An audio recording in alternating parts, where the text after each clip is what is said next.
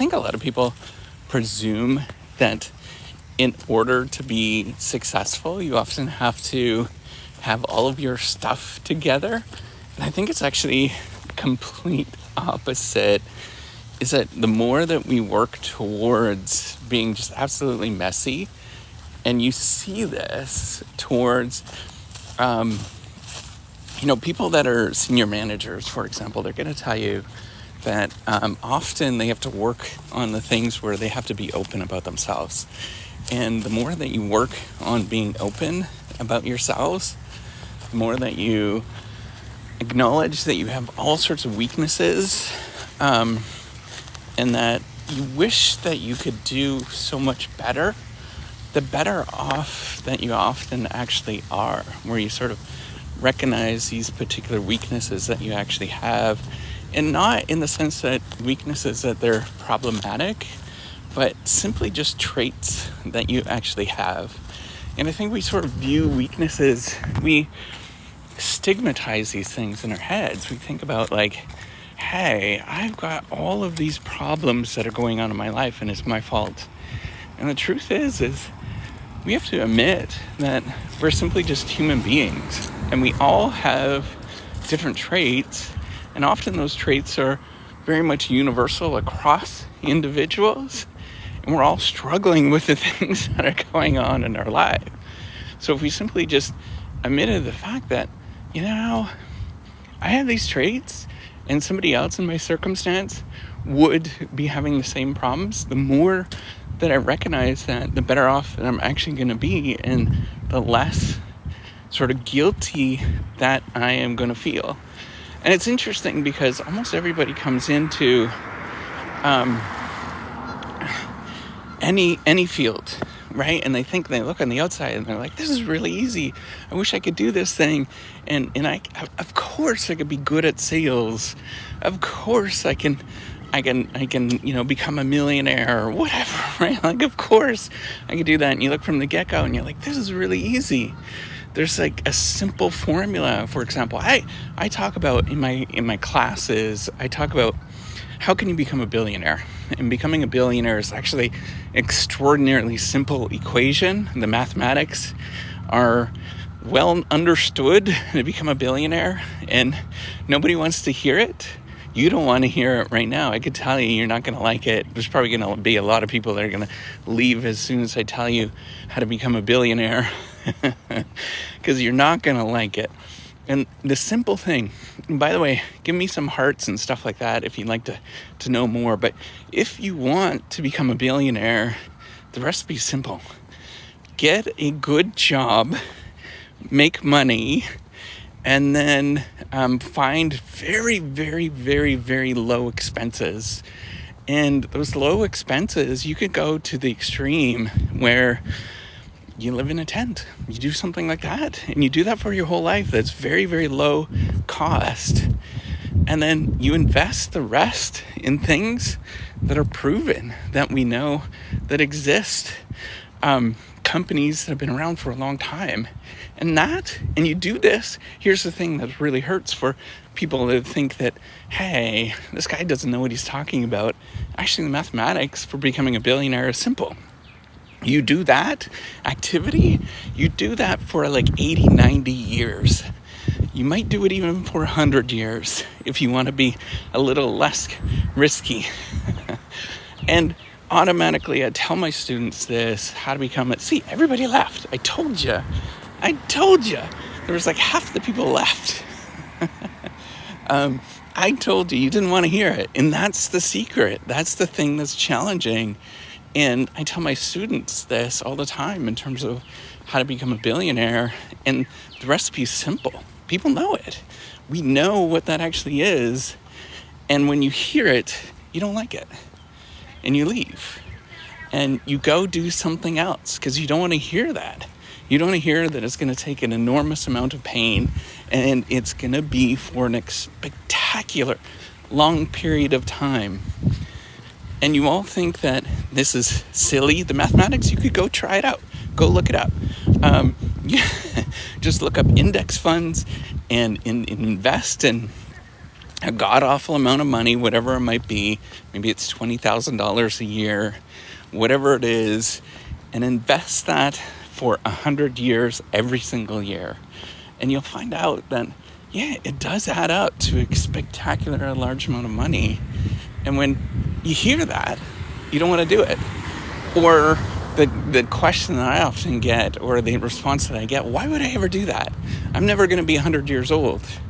Well, you're going to be older. Maybe. Some of you will be. Isn't that okay? If you have some money, even if it's not, even if it's not $1 billion, but say you had $1 million or whatever, right? Some arbitrary amount. And the only way you're going to do that is you feel that pain. You feel that pain on a regular basis for a long, long, long time. And that's where the hard part is, right? The hard part is giving up all of those things that we wish we can get today and looking at the world and saying, I want that thing, and passing it off and doing that repeatedly for your whole life. Living far below your means for a spectacularly long time is the recipe. And yet when I say that, you all think that, this is an old curmudgeon. You all think, what the heck does he know? You all think like, hey, I'm never going to do that. I'm going to get into, I don't know, whatever it is you want to get into, Bitcoin or, cryptocurrency, whatever the sort of popular thing is at any given moment. And then you're going to lose your money. And it's going to hurt because you're looking for the fast and quick, easy way of doing things. The truth is almost everything that has value, that people look at you and respect you, or do things, or you build things that has value, takes a god-awful amount of time. And it hurts. It's supposed to hurt. I want you to tell me something in your life that it came easy. Even things that you think should come easy, like love, like marriage, or any of these things, it is something that you work at. It's not something that comes easy. It's always about putting in the time, the effort. If somebody else is not feeling good, you go and talk to them. Or you have a long conversation, you go and you're embarrassed. You have that argument that just sucks, right? Like all of that stuff is hard to do. But that's what it means to do things that are growing up. That's what it means to do things where you're actually going to get someplace. It's never about actually being there at the moment of this sort of magical view. This is the magical view that we have. See, as soon as I start talking about this stuff, everybody leaves. We have this magical view that things are supposed to work out very easily. And the truth is it doesn't, because that's life. You're fighting the whole time.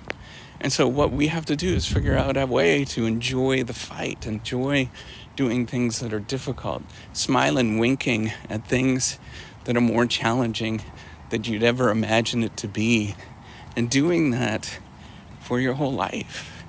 Doing that so you actually can accomplish something in your life that you always wanted to do, whether it is getting healthy, doing just challenging things, building a business, actually becoming a billionaire. I know that seems strange to say that, but it's within the realm of possibility of most of us to do those things.